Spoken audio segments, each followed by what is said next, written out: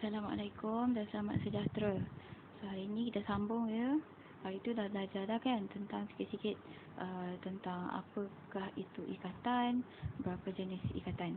Okay, so hari ni kita akan go through satu jenis ikatan je, iaitu ikatan ionik.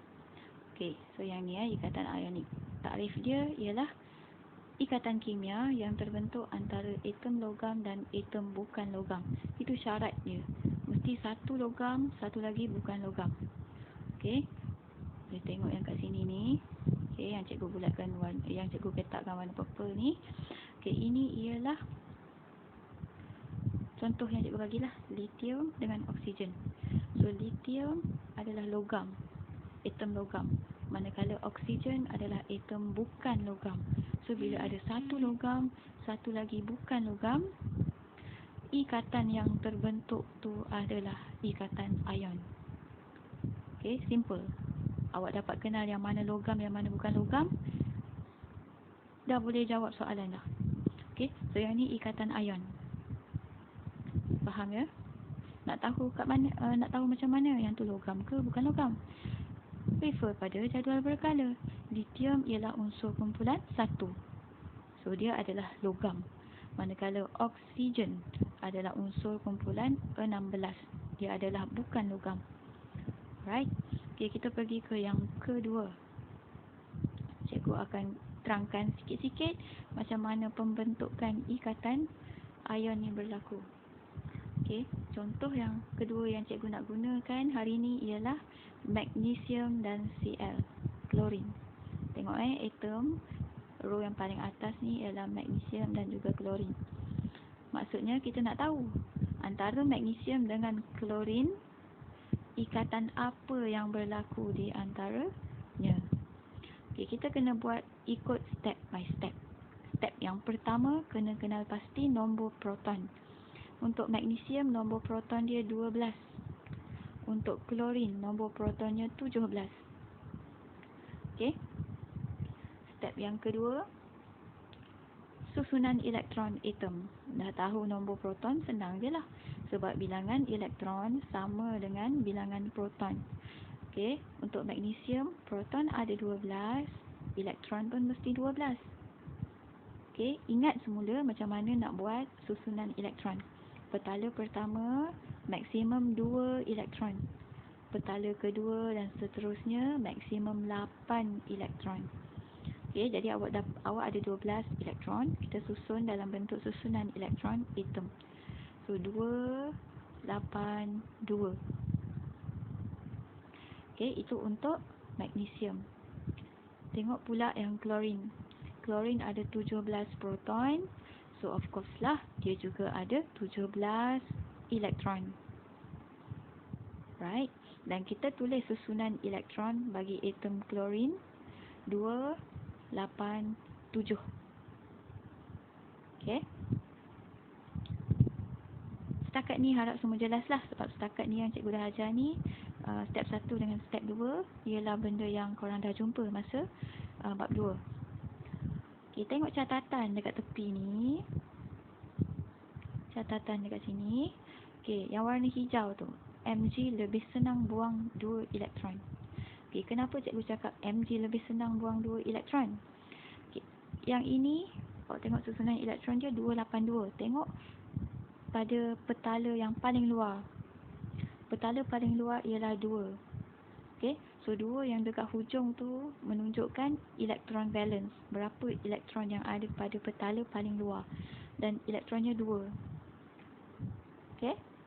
Jadi nak wujudkan, kita nak jadikan magnesium ni stabil, kita kena penuhkan petala.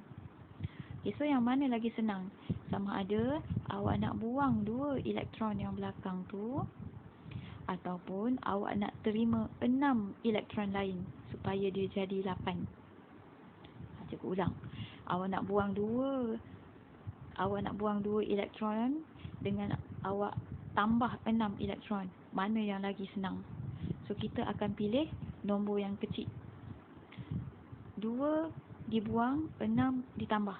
So yang lebih senang ialah lebih senang untuk buang 2 elektron. So dekat sini magnesium lebih senang buang 2 elektron. Alright. Tengok step yang ketiga. Cikgu nak kaitkan dengan nota yang cikgu buat dekat tepi tu. AC atau DON. DON adalah don. AC ialah accepting. Don adalah donating. Accepting means menerima, donate means menderma. Okay, magnesium donating.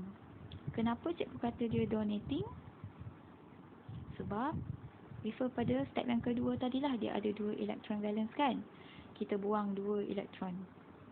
Means kita donate elektron, kita derma elektron.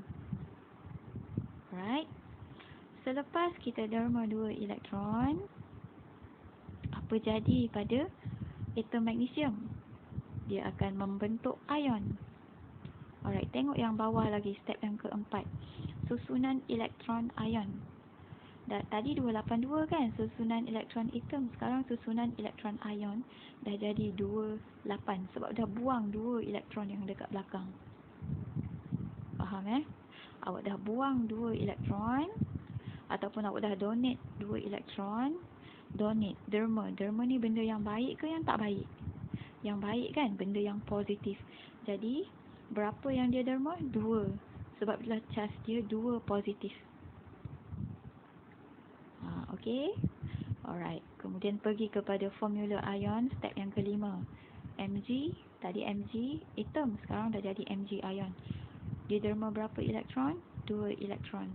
So bila dia derma 2 elektron, derma adalah sifat yang baik dan dia jadi 2 positif. Okay. Untuk klorin pula. Okay, kita balik semula ke sini. Okay, untuk klorin step yang kedua 287. Okay, AC means accepting. AC ni dia menerima. Kalau magnesium buang, klorin terima. Okay, unsur logam akan derma elektron, unsur bukan logam akan terima elektron. So dia akan terima berapa? Belakang sekali dekat petala terluar dia tu ada 7 elektron. So macam mana dia nak stabil? Yang stabil ialah petala penuh kan. So penuh adalah 8. Dia ada 7. Lebih mudah untuk dia buang 7 elektron atau lebih mudah untuk dia terima 1 elektron? Macam mana? Cikgu cakap pilih yang sikit.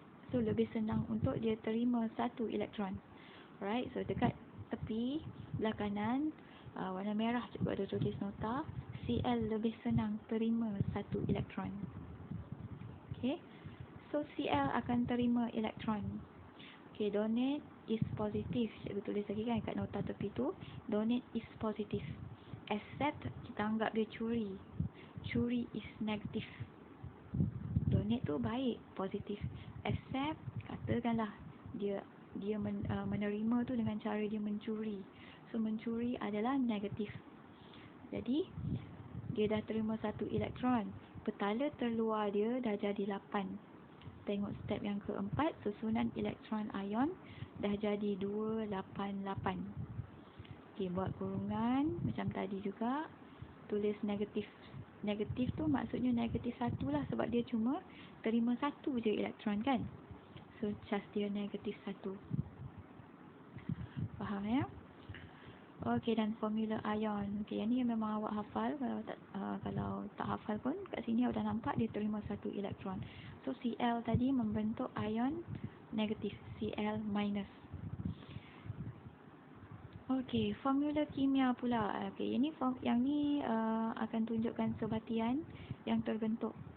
So magnesium dengan klorin. Ion magnesium dengan ion klorida.